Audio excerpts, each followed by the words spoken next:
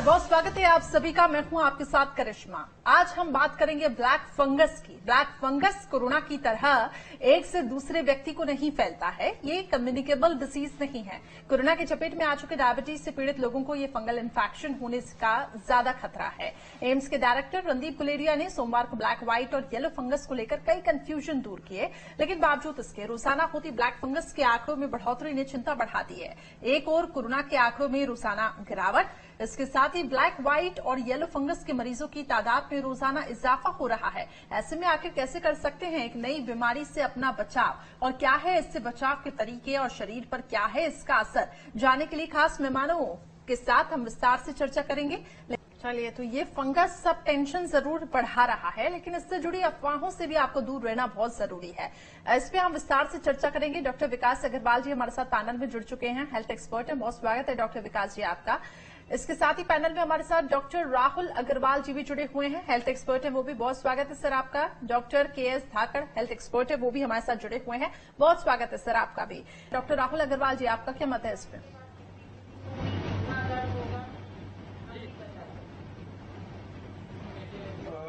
देखिए, जैसा डॉक्टर साहब ने बोला, मैं दो तीन चीज़ों में ऐड करना चाहूँगा। कोविड का ये सेकेंड वेव, कोविड के फर्स्ट वेव में भी सारी अगर पॉपुलेशन हाइजीन देखा जाए तो वो सब वही था। ऑक्सीजन सप्लाई भी वही थी, वर्कलोड बढ़ गया लेकिन ऑक्सीजन पाइपलाइन वही थी।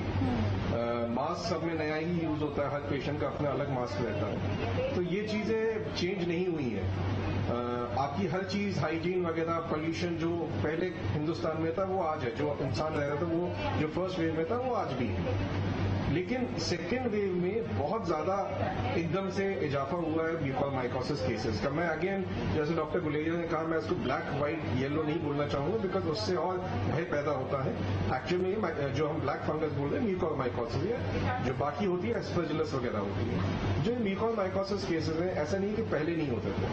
पहले हार्डली यूएस में 2 per million रिपोर्टेड थे, इंडिया में around 70 to 100 per million reported थे। अब आफ्टर कोविड फर्स्ट वेव थोड़े बड़े थे, सेकेंड वेव के बाद विद इन जो ये हिस्ट्री आ रही है, अगर हम पेशेंट से पूछें तो जिनको म्यूकोर है उनको पिछले एक या 1.5 महीने के अंदर ही कोविड हुआ है, तो वो हिस्ट्री बहुत शॉर्ट है। तो मेरे हिसाब से जितने भी म्यूकोर के केसेस आ रहे हैं, जैसे कर्नाटका में एक ऑडिट स्टार्ट हुआ है, हमें उसका ऑडिट कराना चाहिए कि इसमें ऐसा एग्जैक्टली कॉज क्या है।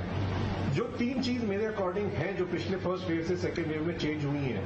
एक, वी ऑल नो कि हाँ, कोविड का जो वायरस आया है वो म्यूटेट हुआ है, तो वो खुद एक कॉज हो सकता है। सेकेंडली, हमारे यहाँ बहुत पेशेंट्स आते थे जिन्होंने बहुत स्टीम इनहेलेशन किया है, बहुत काढ़ा पिया है, बहुत ज्यादा एक्सेस में हुआ है। In fact as an ENT surgeon हमारे यहाँ प्लेन एसिडिटी के केसेस, गैस्ट्रिक अल्सर के केसेस बहुत बढ़ गए थे, बिकॉज ऑफ ये बार बार एक, देखिए हर चीज की एक लिमिट ठीक होती है। एक लिमिट से ज्यादा आप करेंगे, एक लिमिट से ज्यादा स्टीम इनहेलेशन लेंगे तो जो नाक के अंदर सिलिया होते हैं, जिनका बेसिक फंक्शन वो एक अपने प्रोटेक्शन के लिए रहते हैं कि जो म्यूकोर है या जो भी फंगल है, क्योंकि नाक के सारे इन्फेक्शंस फंगल होते हैं, अभी से नहीं सालों से सदियों से फंगल ही थे, लेकिन हमारी इम्यूनिटी थी, वो सीलिया और अंदर की जो इम्यून फैक्टर थे वो उनको डिटेक्ट करते थे, उनको उनसे हमें बचाते थे। बार बार स्टीम इनहेलेशन एक लिमिट से ज्यादा लेने से वो सीलिया भी डैमेज होता है। तो मेरे पास जो पेशेंट्स आ जाते हैं, हम उनका हिस्ट्री लेते हैं बैकड्रॉप में, तो बहुत से पेशेंट ऐसे निकलते हैं जो स्टीम इनहेलेशन पे लगे हुए हैं। थर्डली, वैक्सीनेशन हुआ है। अब हम वी नीड टू ऑडिट, जितने भी पेशेंट्स आ रहे हैं उनका एक ऑडिट होना चाहिए, प्रॉपर हिस्ट्री निकाल के कि इन सब में कॉमन फैक्टर क्या है, तो हम उसके एग्जैक्ट कॉज पे जा पाएंगे। म्यूकोरमाइकोसिस का एक कॉमन फैक्टर जो होता है, जो टेक्निकली हमें एकेडमिकली मालूम है, कि इम्यूनिटी कम होना। जिसमें इम्यूनिटी कम है उसी में ये ब्लैक फंगस जो म्यूकोरमाइकोसिस है वो इतना होती है। लेकिन आज की डेट में सिर्फ म्यूकोरमाइकोसिस नहीं, एस्परजिलस भी है जो बहुत अग्रेसिव वे में शो हो रही है। इवन जो हमारी एलर्जिक जो पेशेंट, एलर्जी के पेशेंट्स आते थे कि सीजन चेंज होने में छींकें ज्यादा आती हैं, वो भी टेक्निकली फंगल इन्फेक्शन, बॉडी के फंगल इन्फेक्शन को रिस्पॉन्स होता था, जिसको हम एलर्जिक फंगल साइनसाइटिस बोलते हैं। वो पेशेंट्स भी थोड़ा अग्रेसिव होके आ रहे हैं, हालांकि उनमें वो मॉर्बिडिटी नहीं है, इतना सीरियस नहीं होते, इलाज बहुत सिंपल होता है, बट वो भी पेशेंट एग्रेसिव होके आ रहे हैं आज की डेट में, जो फर्स्ट वेव में नहीं था। तो अनटिल अनलेस हम उसका एक प्रॉपर ऑडिट करके नहीं देखेंगे और ये जो ब्लैक फंगस के केसेस आ रहे हैं उनका ही स्पेसिफिक ऑडिट नहीं होगा और उनमें हम हिस्ट्री में जाके देखें इन सब में कॉमन क्या था, तो हमें उसका एक एग्जैक्ट कॉज पता चलता है जो पिछले कोविड एंड इम्यूनिटी के अलावा कुछ और हम कह सकते हैं। ठीक है, बिल्कुल आपने सही कहा, एक कॉमन फैक्टर यहाँ पे पता लगाना बहुत जरूरी है। डॉक्टर राहुल अग्रवाल जी, आपसे मेरा सवाल है कि क्या वैक्सीनेशन इसको लेकर कितना कारगर है? जिन लोगों को वैक्सीन लगाया गया है, जो लोग वैक्सीनेट हुए हैं, क्या आप मानते हैं कि उनमें भी ज्यादा चांसेस रहते हैं?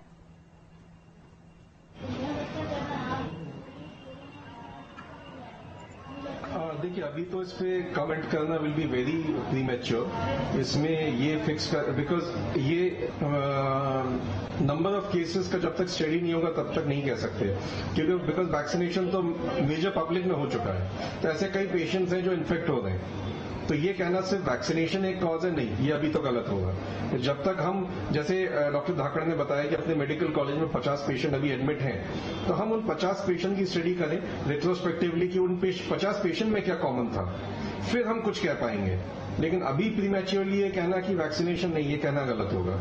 ये तो जस्ट जो मैंने पॉइंट्स डिनोट किए वो जो फर्स्ट वेव और सेकेंड वेव में डिफरेंस है, क्योंकि सेकेंड वेव में स्पेसिफिकली इस वेव में म्यूकोरमाइकोसिस के केसेस बहुत ज्यादा बढ़े हैं, जो फर्स्ट वेव में नहीं थे। बाकी सारी कंडीशन सेम थी, कोविड ही था वो भी, कोविड ही डायबिटीज करा रहा था, तो अभी भी कोविड डायबिटोजेनिक है, पैंक्रियाज में इफेक्ट करता है, बट हाँ उसका वायरस म्यूटेट हो चुका है।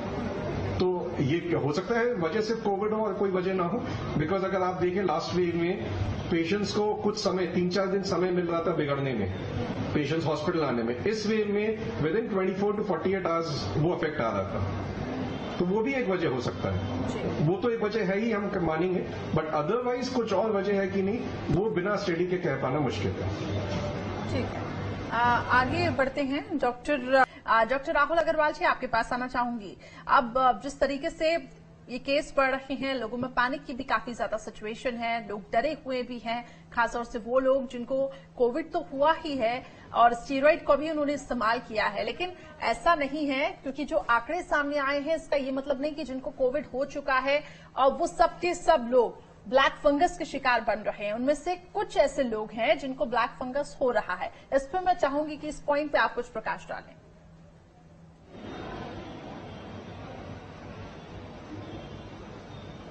देखिए, ये बात तो क्लियर है कि ब्लैक फंगस के जो केसेस हैं बहुत कम है कंपैरेटिवली, जो कोविड के केसेस है उससे कंपेयर अगर हम करें तो है उन्हीं में ही जिनमें कोविड हुआ है।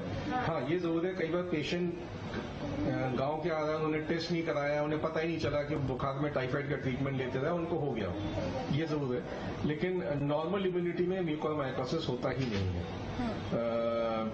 लेकिन एक चीज, बिकॉज ऑफ अवेयरनेस, चाहे वो प्रिंट मीडिया से हो, इलेक्ट्रॉनिक मीडिया से हो, अवेयरनेस के चक्कर में ये एक अच्छी चीज है कि अब पेशेंट्स बहुत जल्दी आ रहे हैं। जो 15-20 दिन पहले था, पेशेंट्स बहुत लेट आ रहे थे, तो उसमें दिक्कत ज्यादा थी। जैसे डॉक्टर धाकड़ ने बताया कि कुछ ऐसे पेशेंट्स भी आ रहे हैं जिनकी आंखें भी निकालनी पड़ी। लेकिन अब कई पेशेंट्स बहुत अर्ली स्टेज में आ रहे हैं। अगर अर्ली स्टेज में आते हैं, जब बोन इरोजन नहीं हुआ है, बहुत इनिशियल स्टेज है, तो अगर इंजेक्शन एम्फोटेरेसिन भी अवेलेबिलिटी में जैसे दिक्कत है, हमें मालूम है, और भी ऑप्शंस है, पोज़ोकोनाज़ोल टैबलेट है, आइसोकोनाज़ोल टैबलेट्स हैं, उसके साथ उसका ऑपरेशन करके वो ठीक हो रहे हैं। तो इनिशियल स्टेज में अगर आते हैं तो बहुत अच्छा है। तो from public point of view मैं यही कहूंगा, अगर आपको हल्की से भी लक्षण लगते हैं, आंखों में सूजन है, चेहरे पे सूजन आ रही है, दांतों के ऊपर नमनेस है, नाक से पानी आना, नाक से खून आना, नाक बंद होना, ऐसा कुछ होता है तो तुरंत नाक कान गले के डॉक्टर को दिखा के अपनी एक दूरबीन की जांच कराएं। उसी से ही आगे इलाज चालू होता है। अगर कुछ नहीं है, फाइन, कुछ भी है इनिशियल में इलाज कराते हैं तो बिना किसी मॉर्बिडिटी के बहुत सस्ते में, बहुत हल्के में इलाज संभव है। चलिए, ठीक है, ये भी आपने एक अच्छा यहाँ पे पॉइंट बताया। ये काफी ज्यादा दुखद है, क्योंकि अभी एक चुनौती कोरोना की है और उसके ऊपर ब्लैक फंगस, और जिस तरीके से अलग अलग फंगस सब दस्तक दे रहे हैं, तो ये काफी ज्यादा चुनौती बना हुआ है। और कई ऐसी खबरें भी जब सामने आती हैं कि लोग अपनी जान भी इससे गंवा रहे हैं, तो ये माना जा रहा है कि कितना ज्यादा घातक है ये। डॉक्टर राहुल अग्रवाल जी, आप इस पे और आगे क्या कुछ जानकारी, क्या कुछ इन्फॉर्मेशन साझा करना चाहेंगे?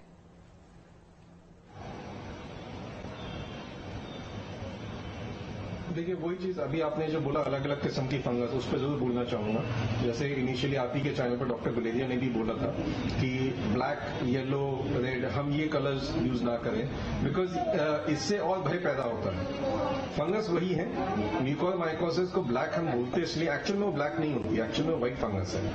लेकिन क्योंकि उससे जैसे डॉक्टर हाकर ने बताया वो ब्लड सर्कुलेशन रोक देता है, डेड टिश्यू डेवलप करता है, वो जो डेड टिश्यू है वो ब्लैक दिखता है। हम ऑपरेशन करके भी वो डेड टिश्यू निकाल रहे हैं, लेकिन जो खून के अंदर फंगस है वो एंटी फंगल से ही मरेगा, वो आपके ऑपरेशन से नहीं मर रहा है। तो इलाज दोनों है, एंटी फंगल और ऑपरेशन मिलकर किया जाता है। जो बाकी फंगस है एस्परजिलस करके है, वो इतनी एग्रेसिव नहीं होती है, उसके साइड इफेक्ट्स और कॉम्प्लिकेशन मॉर्बिडिटी कम है। ट्रीटमेंट के लिए अगेन उसमें भी ऑपरेशन एंड एंटी फंगल है, उसमें पोज़ाकोनाज़ोल टैबलेट्स वगैरह से काम चल जाता है। एंड इनिशियल स्टेज में अगेन वो भी क्यूरेबल है। इवन विद दिस तो ओनली सोल्यूशन आज की डेट में अगर हम सोल्यूशन की बात करें तो ये है कि पेशेंट जल्द डॉक्टर के पास आए। अगर जल्द आते हैं तो बहुत कम खर्चे में, बहुत कम मॉर्बिडिटी में, बात सिर्फ खर्चे की नहीं है, बात अगर आपकी एक आंख चली जाती है तो जिंदगी भर का उसके जो रिपरकशंस होते हैं वो बहुत ज्यादा होते हैं, बहुत बड़े होते हैं। तो अगर हम वो बिना किसी मॉर्बिडिटी के इनिशियल स्टेज में अगर ट्रीट कर सकें तो बहुत अच्छा है। तो उसके लिए जरूरी है कि पेशेंट सीधे जो भी उसके नजदीकी डॉक्टर है उसके पास जाए और उसका जांच कराए, ये बहुत जरूरी है। सेकेंडली ये बहुत जरूरी है आगे के लिए भी हमें, जो मैंने पहले कहा कि हम उन पेशेंट्स की स्टडी करें ताकि इसकी एक प्रॉपर वजह जान सके कि इस वेव में ये हो क्यों रहा है और इतना ज्यादा क्यों बढ़ा है, जो पहले वेव में नहीं था ये। बिल्कुल बिल्कुल आपने सही कहा। ठीक है डॉक्टर राहुल अग्रवाल जी, अब बात जांच पे आती है तो कौन कौन सी इसके लिए जांच होना इसके लिए बताया गया है, कौन कौन सी जांच इसके लिए आवश्यक है?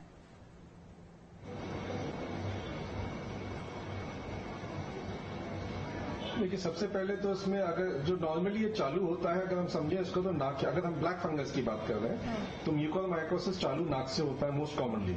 तो सबसे पहले इसमें नाक की दूरबीन की जांच की जाती है। अगर हमें दूरबीन में वो ब्लैक डिस्चार्ज दिख रहा है, हमें वहां डेड टिश्यू दिख रहा है या फंगल जो उसकी डिस्चार्ज होता है वो दिख रहा है, तो हम उसका स्वैब ले लेते हैं या उसका टिश्यू ले लेते हैं जिसको हम बायोप्सी बोलते हैं, और उसका फंगल कल्चर किया जाता है। यूजली एक दिन में रिपोर्ट आ जाती है तो आपको उसी से क्लियर हो सकता है। डाउटफुल केस है तो एमआरआई कराना पड़ता है विद कॉन्ट्रास्ट, तो उससे पता चलता है। रियरली अगर थोड़ा भी, ये बहुत इनिशियल स्टेज की बात कर रहा हूं मैं, अगर थोड़ा भी सिम्टम पड़ता है तो वो आंख में भी जा सकता है, तलुए में भी जा सकता है, तो आप मुंह खोल के नीचे से दिख सकता है। आप एक डेंटिस्ट को भी दिखाते हैं तो डेंटिस्ट भी मुंह खोल के नीचे से देख के बता सकता है। आंखों में पहुंच रहा है तो एक ऑप्थेल्मोलॉजिस्ट के पास आप जाएंगे तो वो ये देख के बता देंगे। लेकिन कहीं पे भी जाएंगे इनिशियल देख के हम बता पाएंगे, नाक की दूरबीन की जांच करके, आंख की जांच करके, उसकी बायोप्सी लेके या फिर एक एमआरआई। यही 3-4 चीजें हैं बस जो जिससे पता चलता है। एंड विद इन 24 आवर्स सारी चीजें हो सकती हैं। जो रिपोर्ट्स है विद इन 5-6 आवर्स आपको उसकी रिपोर्ट मिल जाती है, तो एक ही दिन में आपका वो जांच करके क्लियर हो सकता है कि है कि नहीं है। अगर है तो तुरंत इलाज चालू किया जाए। चलिए, तो लेकिन ये भी एक राहत भरी बात है डॉक्टर के.एस. धाकड़ जी, जिस तरीके से डॉक्टर्स हमें बता रहे हैं कि जांच रिपोर्ट इजीली अवेलेबल भी है और ये जो जांच होनी है ये नॉर्मली है। आप ईएनटी सर्जन के पास जा सकते हैं और ये जांच करवा सकते हैं ताकि अर्ली डायग्नोसिस हो सके। डॉक्टर राहुल अग्रवाल जी, आप क्या कहेंगे इस पर?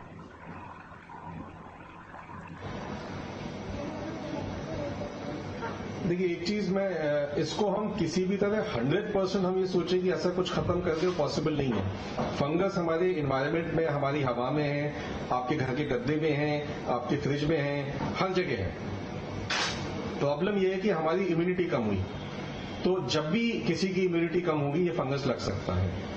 एक बार हुई, सेकेंड टाइम होना नहीं होना, अगेन फिर इम्यूनिटी कम हुई किसी भी वजह से, फिर हो सकती है। इम्यूनिटी कम होगी तो बेसिक रोल इसमें आपकी बॉडी इम्यूनिटी का है। बाकी चीजें क्या कोविड कितना क्या रोल प्ले कर रहा है वो रिसर्च का विषय है, बट बेसिक जो अभी तक हमें नॉलेज है, कोविड ने आपकी इम्यूनिटी कम की है और उस जिस वजह से ये हुआ है। हाँ, अगर हम अपना एनवायरनमेंट साफ रखते हैं, जैसे एक अच्छा हुआ कि मैं कहूंगा अपने प्रधानमंत्री ने 2 साल पहले एक स्वच्छता अभियान चालू किया था। अगर वही चीज हमारे, अब हम लोगों को अपना एक दिनचर्या बदलना होगा। हम लोगों का अपना लॉकडाउन खुल रहा है अभी। अब लॉकडाउन खुलते ही सब एकदम से भीड़ आ जाता है, ऐसा नहीं कोविड खत्म हो गया। कोविड के पेशेंट्स कम हो गए। आपने भीड़ एकदम से इकट्ठा कर लेंगे तो क्या सरकार क्या कर लेगी, एडमिनिस्ट्रेशन क्या कर लेगा? ये तो हम लोगों को, हर एक हिंदुस्तानी को अपने कल्चर में, अपने दिनचर्या में अब चेंज करना होगा कि हमें जरूरत हो तो ही हम जाएं, अननेसेसरी भीड़ ना बनाएं, सोशल डिस्टेंसिंग रखें, मास्क पहन के रहें। जब तक हम ये चीजें अपनी दिनचर्या में नहीं लाएंगे, साफ सफाई, हम सिर्फ अपने आप ही रहें, अपने आसपास भी रहें। एक पुरानी कहावत है कि कुत्ता भी बैठता है तो पूंछ से पहले साफ करके बैठता है। सॉरी, ये सुनने में बुरा लगता है लेकिन हिंदुस्तानी है हम लोगों को अपनी ही साफ सफाई रखनी होगी। पोल्यूशन करने वाले हम लोग हैं, सिर्फ सरकार नहीं करती पोल्यूशन, हम करते हैं पोल्यूशन, गंदगी हम लोग करने वाले हैं। तो हमें साफ सफाई रखनी होगी, हमें पोल्यूशन कम करना होगा, हमें अपना दिनचर्या बदलना होगा, हमें अपना लाइफस्टाइल बदलना होगा, तो हम उससे प्रिवेंट कर सकते हैं। ठीक, यानी कि कहीं न कहीं कि हमें ही जिम्मेदार बनना होगा और जिम्मेदार होने के नाते अपना और अपने शरीर का ध्यान तो रखना ही है, लेकिन आसपास की सराउंडिंग में भी पूरी तरीके से हमें ध्यान रखना है और ये पूरा मैसेज हमें दूसरों को भी सर्कुलेट करना है ताकि एक अवेयरनेस बनी रहे लोगों में। डॉक्टर के ये आपने एक ऐसी इन्फॉर्मेशन साझा की है क्योंकि इससे जुड़ी बहुत सारी अफवाहें भी हैं और सोशल मीडिया तो एक बहुत बड़ा टूल है जहां एक तरफ तो सकारात्मक चीजें प्रचार होती हैं लेकिन इससे जुड़ी नकारात्मक चीजें भी प्रचार हो रही हैं। खासतौर से मोर्टेलिटी रेट को लेकर बताया जा रहा है तो लोगों में दहशत काफी ज्यादा है और यही वजह है कि लोगों ने न्यूज चैनल देखना बंद कर दिया है। हमारी जिम्मेदारी है कि सही इन्फॉर्मेशन हम अपने दर्शकों तक पहुंचाएं और यही इन्फॉर्मेशन हम पहुंचाना चाहते हैं कि ये जो तमाम सिम्टम्स हम बता रहे हैं इनको आप ध्यान दें और अगर आप ध्यान देते हैं, इमीडिएटली डॉक्टर को कंसल्ट करते हैं तो कहीं ना कहीं बीमारी पर आप कंट्रोल पा पाएंगे। डॉक्टर राहुल अग्रवाल जी, जिस तरीके से सोशल मीडिया पे इस बीमारी को लेकर काफी प्रचार भी हो रहा है, ठीक है, लेकिन कुछ नकारात्मक चीजें भी फैलाई जा रही हैं। अब लोग तो दवाई लेने से भी काफी ज्यादा डर रहे हैं और खासतौर से जो डायबिटिक लोग हैं जिनको कोविड हुआ भी नहीं है वो भी काफी ज्यादा डर रहे हैं अब इसको लेकर।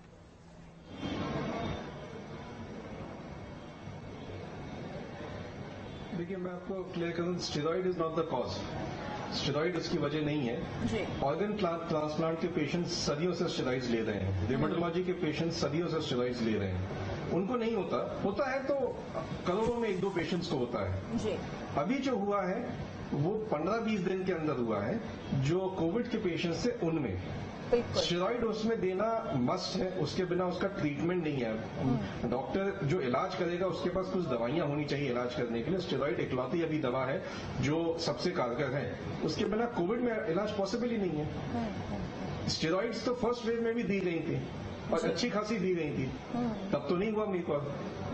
वही स्टेरॉइड थी, वही ब्रांड थे, वही कंपनीज थी, वही लोग हैं। 6 महीने में क्या बदल गया? 6 महीने में आपका कोविड का जो वायरस है वो म्यूटेट हुआ है। तो स्टेरॉइड उसकी वजह नहीं है। स्टेरॉइड, हाँ, मैं ये नहीं कह रहा कि आप आंखें बंद करके स्टेरॉइड ले लें, दुकान से खरीद के ले लें। डॉक्टर की सलाह हो, जहां जरूरत हो वहां लें, लेकिन उसको अवॉइड ना करें। शुगर बढ़ने से ये नहीं होता है कि कोविड म्यूकोर हो जाएगा। शुगर बढ़ना, ये सब चीजें उसकी एडिटिव हैं कि हाँ, अगर जिसकी इम्यूनिटी कम है उसकी शुगर बढ़ी हुई है तो और जल्दी फैल जाएगा और जल्दी हो जाएगा, लेकिन सिर्फ शुगर बढ़ी है इसलिए उसको म्यूकोर हो जाएगा, ऐसा नहीं होता। म्यूकोर होने के लिए, ब्लैक फंगस होने के लिए आपकी इम्यूनिटी कम होना जरूरी है। हमारे पास अभी कई पेशेंट्स आ रहे हैं ईएनटी में कि जिनको हल्का सा भी नाक में दर्द हुआ कि कहीं म्यूकोर तो नहीं है, मैं डर के आ गए और कोविड हुआ ही नहीं है उन्हें, कोई वो नहीं है। तो ऐसे जो ये डर फैल रहा है वो भी एक तरीके से मैं कहूंगा अच्छा भी है, गलत भी है।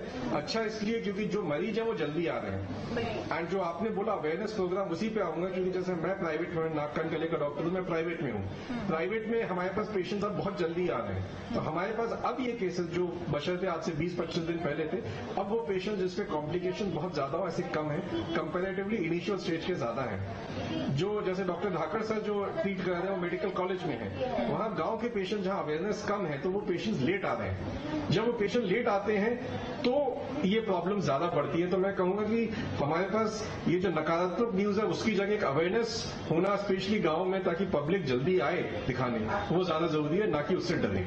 डर के उसका कोई इलाज नहीं है। डॉक्टर धाकड़, आप क्या कहेंगे इस पे कि ग्रामीण क्षेत्रों में, क्योंकि जो पेशेंट्स आप डील कर रहे हैं वो कि काफी लेट आपके पास पहुंच रहे हैं, क्योंकि प्राइवेट जो डॉक्टर्स हैं उनका ये कहना कि अब मरीज तो बहुत ज्यादा वो सतर्क हो गया है, जागरूक हो गया, वो तुरंत पहुंच रहा है, लेकिन ये अगर कंपैरेटिवली अगर हम देखें तो कितना वहां पे आप किस प्रकार से उनको डील कर रहे हैं?